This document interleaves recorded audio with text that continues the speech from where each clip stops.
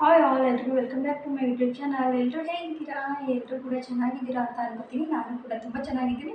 And ಇವತ್ತಿನ topic ಏನು ಅಂತ ಎಲ್ರಿಗೂ ಗೊತ್ತಾಗಿರುತ್ತೆ.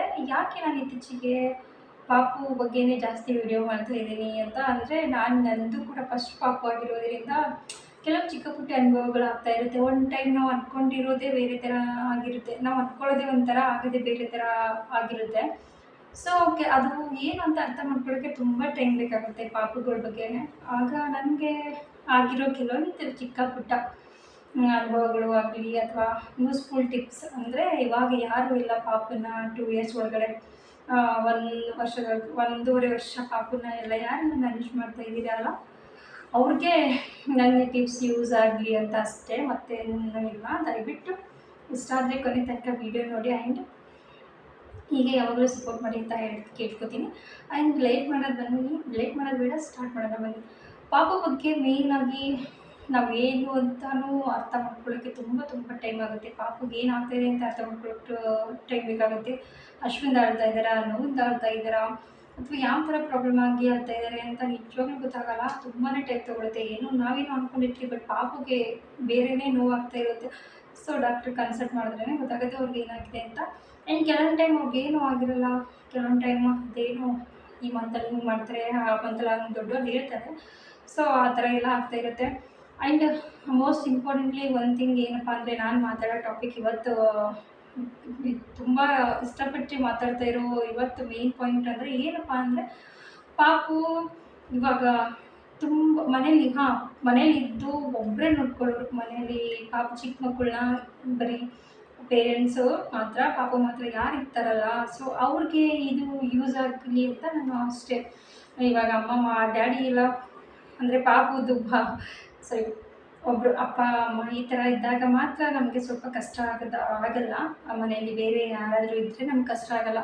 ಕೆಲವೊಂದು ಟೈಮಲ್ಲಿ ಕೆಲವೊಬ್ಬರು ಮಾತ್ರ ಅಪ್ಪ ಅಮ್ಮ ತುಂಬ ದೂರ ಇರ್ತಾರೆ. ನಾವು ಕೆಲವೊಂದು ಕಾರಣಗಳಿಂದ ಸ್ವಲ್ಪ ದೂರ ಇರ್ತಿರ್ತೀವಿ. ಅಂದರೆ ಡ್ಯೂಟಿನೋ ಅದು ಮತ್ತೊಂದು ಎಂಥದೋ ಕೆಲವೊಂದು ಕಾರಣದಿಂದ ದೂರ ಇದ್ದಾಗ ನಾವು ಒಬ್ಬರೇ ನೋಡ್ಕೋಬೇಕಾಗುತ್ತೆ. ಸೊ ಅಂಥ ಸಂದರ್ಭದಲ್ಲಿ ಕೆಲವೊಂದು ಟೈಮ್ ಮನೆಯವರು ವರ್ಕ್ ಹೋಗಿರ್ತಾರೆ, ಡ್ಯೂಟಿಗೆ ಹೋಗಿರ್ತಾರೆ. ಸೊ ಆ ಟೈಮಲ್ಲಿ ನಾವು ಪಾಪನ ಒಬ್ಬರೇ ನೋಡ್ಕೋಬೇಕಾಗುತ್ತೆ.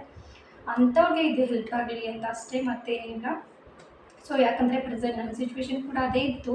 ಈಗ ಅಂತ ಅಲ್ಲ, ಸೊ ಆಲ್ಮೋಸ್ಟ್ 3-4 ಮಂತ್ ಆಗಲಿ, 4 ಮಂತಿಂದ ನಂದು ಅದೇ ನಾನೇ ನೋಡ್ಕೊಳ್ಳೋದಾಗಿರೋದ್ರಿಂದ ನನಗೆ ಕೆಲವೊಂದು ಅನುಭವ ಮತ್ತು ನನಗೆ ಕೆಲವೊಬ್ಬರು ಹೇಳಿದ್ದು ಟಿಪ್ಸ್ ನಾನು ಫಾಲೋ ಮಾಡಿದಾಗ ರಿಲ್ಯಾಕ್ಸ್ ಅಂತ ಅನಿಸಿದ್ದು. ಓಕೆ, ಇಷ್ಟು ಮಾಡಿದ್ರೆ ಪಾಪು ಆರಾಮಾಗಿರ್ತಾಳೆ ಅಂತ ಅನಿಸಿದ್ದು.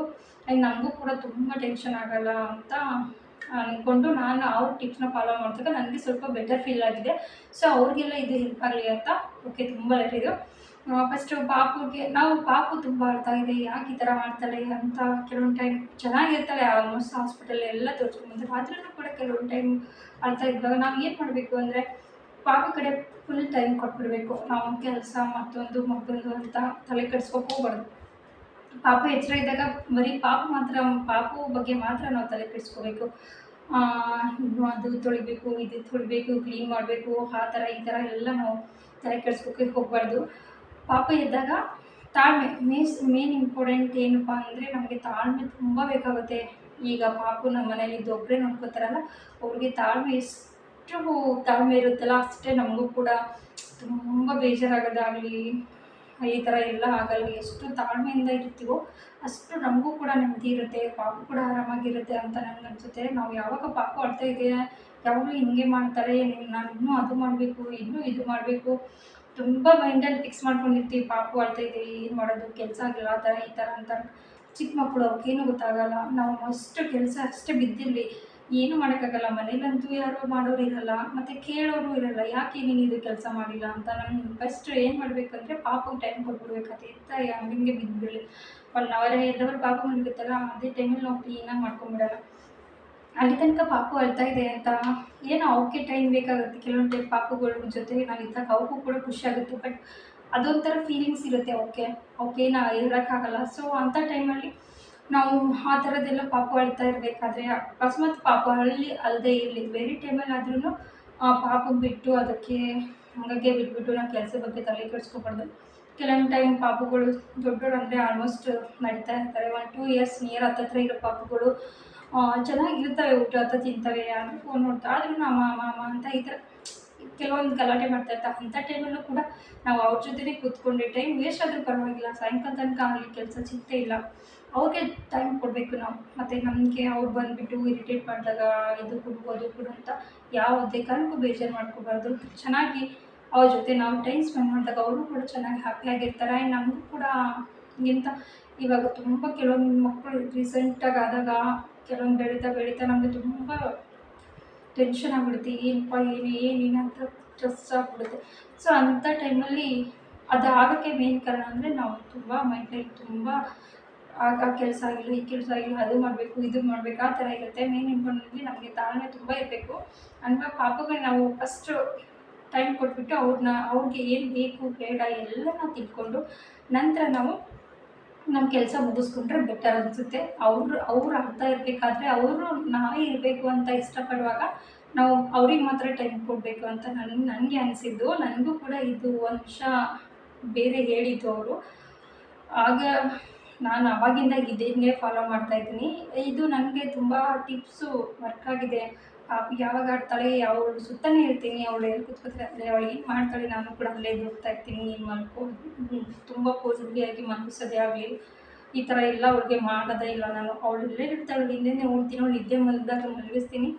ಸೊ ಏನಾದರೂ ನನ್ನ ಕೆಲಸ ಇದ್ದರೆ ಫಸ್ಟ್ ಪಾಪನದೆಲ್ಲ ಮುಗಿಸ್ಬಿಟ್ಟು ಕೊನೆಗೆ ನನ್ನ ಕೆಲಸನ ಮುಗಿಸ್ಕೊತೀನಿ. ಅವ್ರು ಕೆಲವೊಂದು ತುಂಬ ಅಳ್ತಾಳೆ, ತುಂಬ ಆಮೇಲೆ ನಾನೇ ಒಂದು ಸೆಕೆಂಡ್ ಸಮಾಧಾನ ಈ ಥರ ತಾಳ್ಮೆ ತೊಗೊಂಡ್ಬಿಟ್ಟು ಆಗುತ್ತೆ. ಇನ್ನೂ ಮಾಡೋಕ್ಕೆ ಆನ್ ದ ಸ್ಪಾಟ್ ಮತ್ತೆ 1 ಅವರ್ ಅವರು ಸರಿ ಹೋಗ್ಬಿಟ್ಟು ಅವ್ರು ಚಿಕ್ಕ ಪುಟ್ಟ ಮಾತಾಡ್ತಾರಲ್ಲ ಆ ಥರ ಮಾತೆಲ್ಲ ಕೇಳಿದಾಗ ಅದು ಏನೆಲ್ಲ ಟೆನ್ಷನ್ ಇರ್ತಾರೆ ಎಲ್ಲ ಹೋಗ್ಬಿಡುತ್ತೆ.